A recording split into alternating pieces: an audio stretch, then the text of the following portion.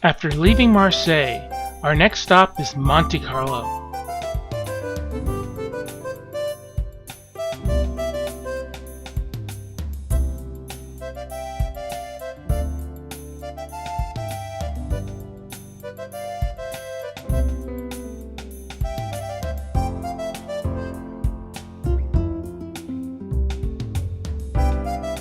Wanting to get away from the hectic glitz of the casinos, we take the number 100 bus on the scenic drive to Nice, France.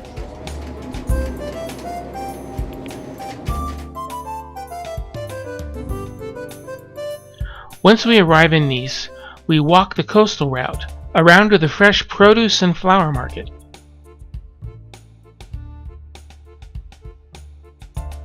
One of the things we keep an eye out for is something called la soca. It's a local specialty, sort of a cross between a pizza and a flatbread made out of chickpeas.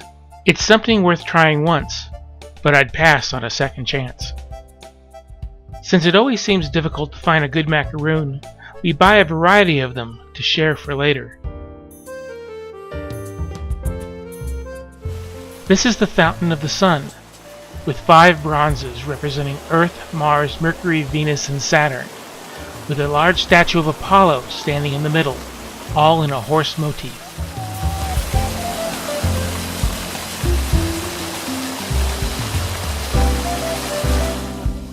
Across the street is this new Central Park area, with this very interesting dancing fountain. Isn't that neat? Let's just sit down and rest away. Oh, that is cool.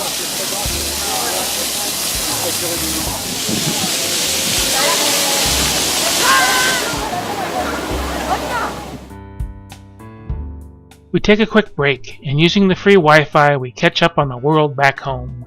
Our plans are to finish up the morning with a 25-minute train trip back to Monte Carlo, with a quick stop at Villefranche. But due to delays and a cancellation, our 25-minute trip took us over 2 hours, so we had to be satisfied with just a quick glimpse of Villefranche from the train.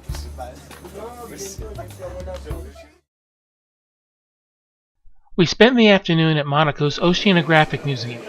The aquarium was built in 1910, but is known for its relationship with Jacques Cousteau, who was its director for over 29 years.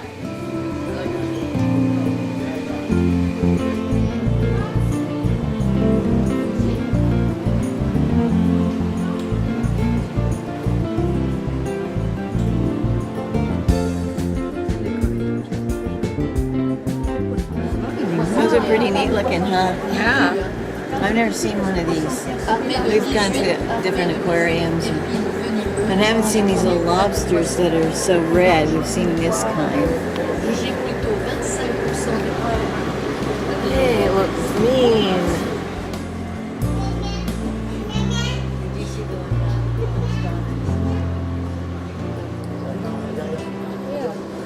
Yeah, it's Nemo. Nemo, excuse me.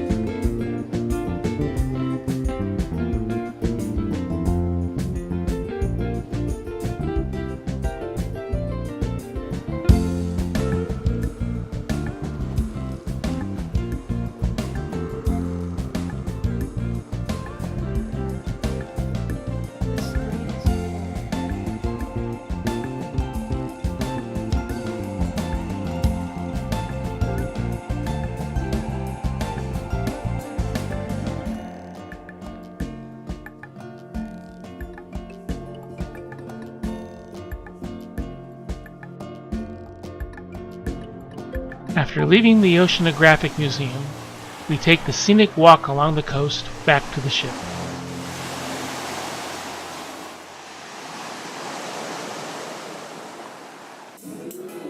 Back on board, we're greeted with a poolside barbecue and buffet.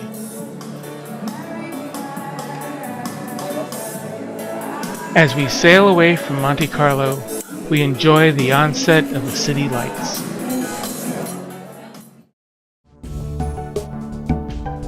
The next morning we're up bright and early as we arrive at Calvi on the French island of Corsica. Being this far south, I was surprised to see snow-covered mountains in the distance. Calvi's main attraction is the citadel, located high above the harbor.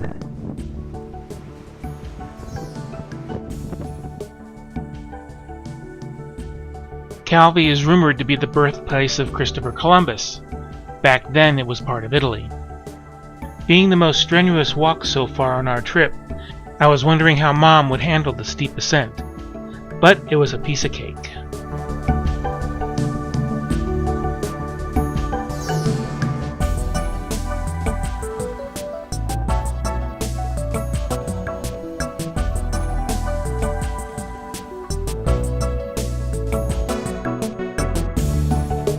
Making our way up to the very top of the citadel, we visit the Cathedral St. John Baptiste.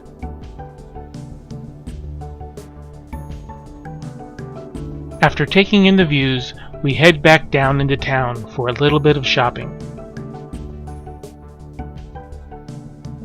But with the limited number of sights to see, we're soon back on the tender and heading back to the ship.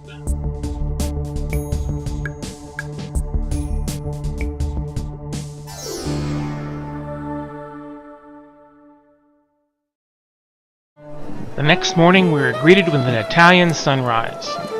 Today we're in Livorno for a day in Florence.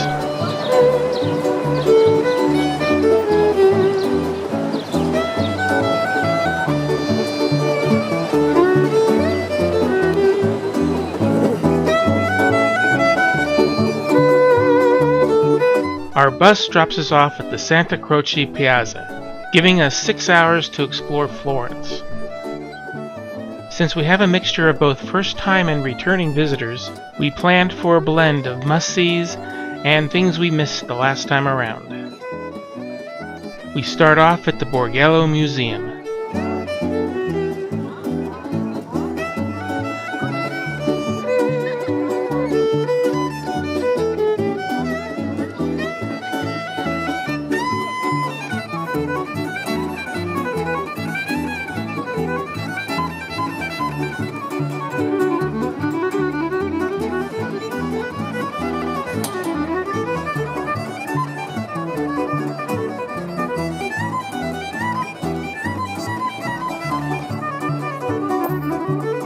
One of the highlights for my mother was speaking Italian to the students who were working at the museum, especially a young woman from Sicily.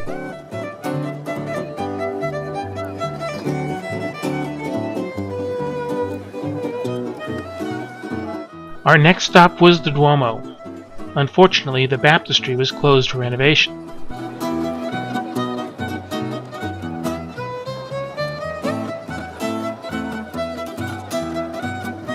Our bus driver recommended us visit Orsi and Mecchio with artwork from Bernardo Daddi. We wander through Piazza del Mercato Nuovo, also called the Straw Market, and the location of the bronze statue of a wild boar called the Piglet. Arriving at the Piazza Vecchio, we were surprised at the large number of people. Apparently it's spring break and a popular destination.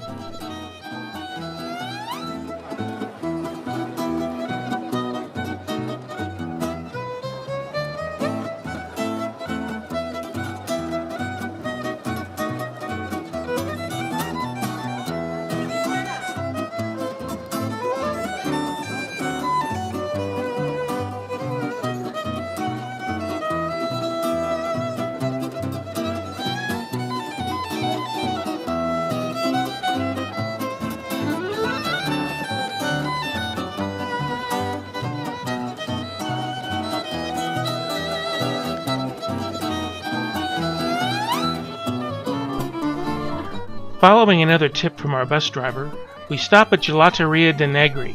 He said it was the best in Florence, and for us, it was the best of the whole trip. We're back at Plaza Santa Croce, with some time to explore the church and museum.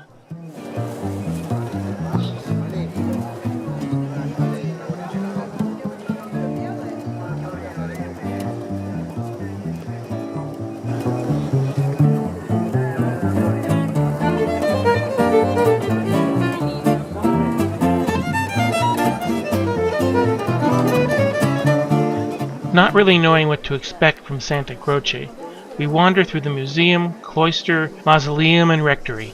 We didn't even know that this is the resting place for Galileo Galilei. Mathematics, philosophy, or geometry there, and he's holding a telescope, of course, because of his contributions to astronomy. So, and this is where he lies now. His final spot. Actually, his finger is in the Museo Galileo here in Florence. Somebody, I guess, took it as a relic when he died, and it was kept in the museum's collection. So.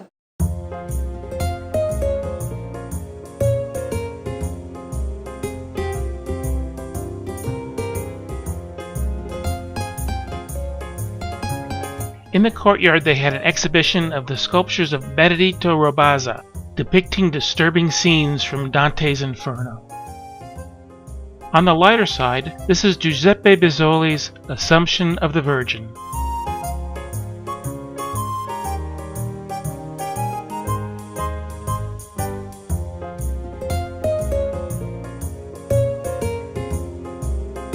After buying some shawls from the local vendors, we're back on the bus for a scenic tour of the city, including a drive by Plaza Michelangelo and its stunning views of Florence. That evening we have an early celebration of Mom's 90th birthday, with the Filipino crew singing their rendition of Happy Birthday.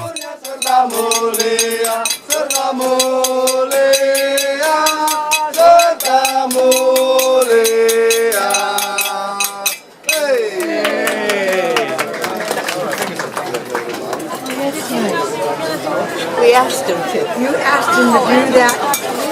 Wasn't that special?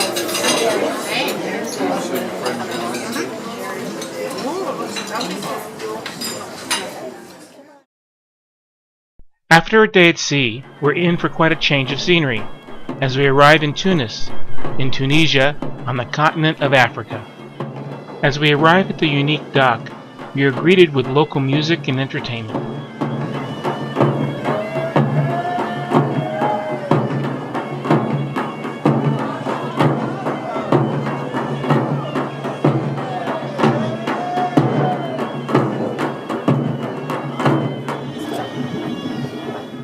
Not seeing a camel close up before, Mom couldn't pass up the opportunity to take a ride.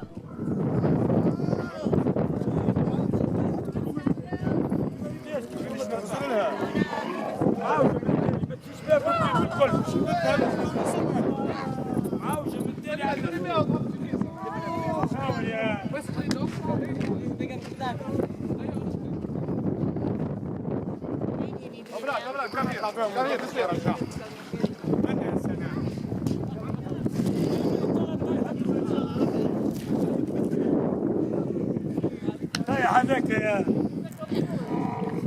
ليش معاه تروف مومنت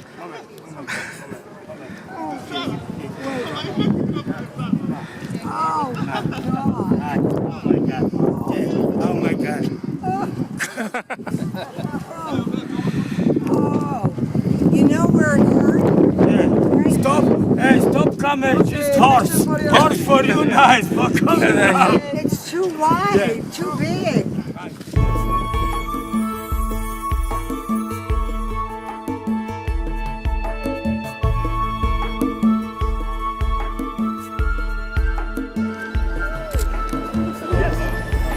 How beautiful. After leaving the cruise port, we met up with Ben, our guide for the day. So now we're heading north of Tunis. We're going towards Carthage, see some of the remains on top of this hill where Carthage was founded. Here, this hill, the Birsa, and in fact the word Birsa in Phoenician, it means the head of a bull. Oh. Yeah. So the remains you'll see here are mainly what you see are Roman, but underneath like this area, this used to be a necropolis, tombs. These are Punic tombs. In fact, Tunisia is not very large. It's almost the same size as Georgia. The population of Tunisia is nearly 11 million. Yeah. The capital, Tunis, have already about 2.5 million. The museum is housed in a repurposed cathedral, since 98% of Tunisia are Muslim, and houses many relics from the old Punic and Roman civilizations. This is a picture of Carthage in the Roman time, with its large man-made harbor, which still exists today. When Rome rebuilt Carthage, they built the longest Roman aqueduct, 83 miles, ending in 24 large cisterns to supply the city's water. This is an infant burial ground known as a Tophet that dates back to 800 BC. Current theories indicate that they actually sacrificed children, mostly only a few weeks old. Our next stop is Sidi Bou Said, known for its buildings that are painted white with blue accents.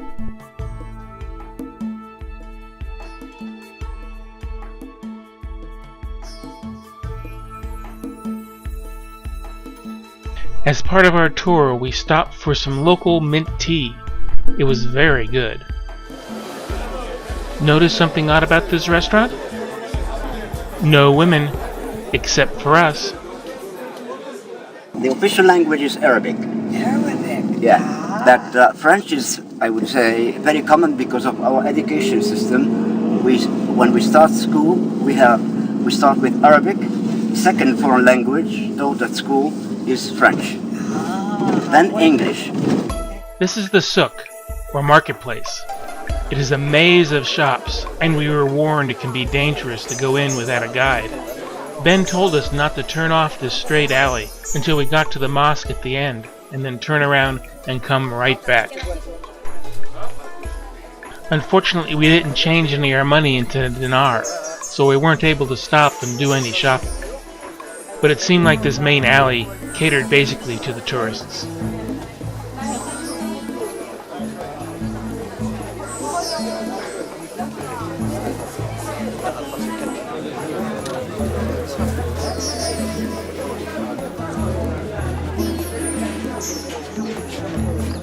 Down the street a ways were the food markets, from one chaotic scene to the next.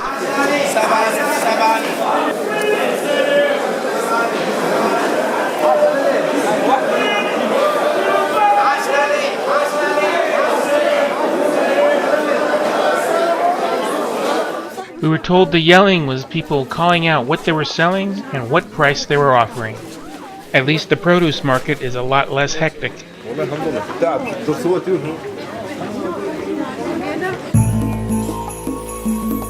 After the short drive, I think we were relieved to get back to the ship and review our unique day in Tunisia over a refreshing cocktail.